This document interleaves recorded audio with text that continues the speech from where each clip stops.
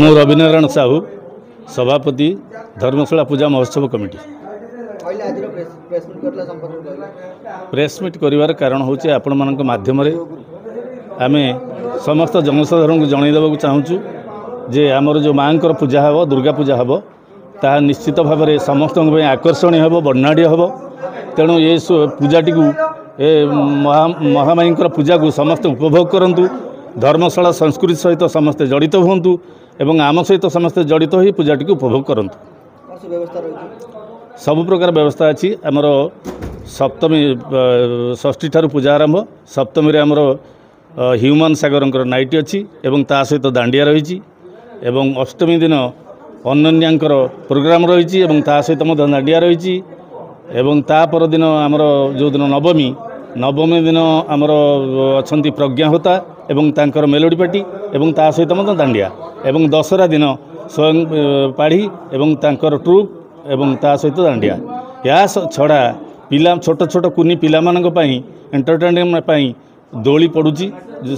ସେମାନେ ବିନା ଦେୟରେ ସେ ଦୋଳି ଖେଳିପାରିବେ ଏବଂ ଯେଉଁ ଦର୍ଶକମାନେ ଆସିବେ, ଯେଉଁମାନେ ମାଙ୍କ ଦର୍ଶନ କରିବେ କିମ୍ବା ଦାଣ୍ଡିଆରେ ଭାଗ ନେବେ କିମ୍ବା ଷ୍ଟେଜ୍ ପାଖକୁ ଯିବେ, ସେମାନଙ୍କ ପାଇଁ ଖାଦ୍ୟପେୟର ବ୍ୟବସ୍ଥା ମଧ୍ୟ ଅଛି। ତେଣୁ ଏଗୁଡ଼ା ସବୁଯାକ ବିନା ଶୁଳକ ବିନା ଦେୟରେ ଏସବୁ ବ୍ୟବସ୍ଥା କରାଯାଇଛି।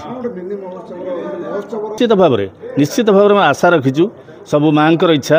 ଆମେ ଚେଷ୍ଟା କରୁଛୁ ଆମର ପ୍ରିୟ ବିଧାୟକଙ୍କର ନିର୍ଦ୍ଦେଶ କ୍ରମେ ତାଙ୍କର ପ୍ରଚେଷ୍ଟାରେ ଏ ମହୋତ୍ସବକୁ ଗଣପର୍ବରେ ପରିଣତ କରିବା ପାଇଁ ଚେଷ୍ଟା କରାଯାଉଛି। ତେଣୁ ସବୁ ହେଉଛି ମାଙ୍କର ଇଚ୍ଛା।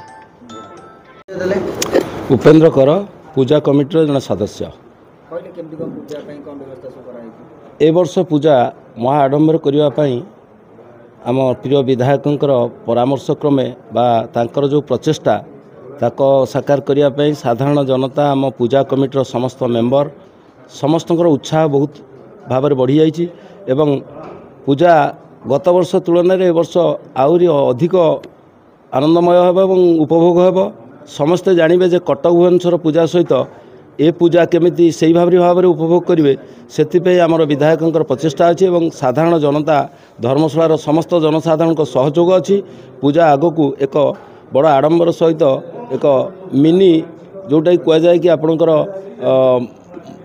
ଯାଜପୁର ଜିଲ୍ଲାର ଏକ ମହୋତ୍ସବର କାର୍ଯ୍ୟକ୍ରମ ସେଇଭଳି ଭାବରେ ଦୁର୍ଗା ପୂଜାର ଆୟୋଜନ କରାଯାଇଛି।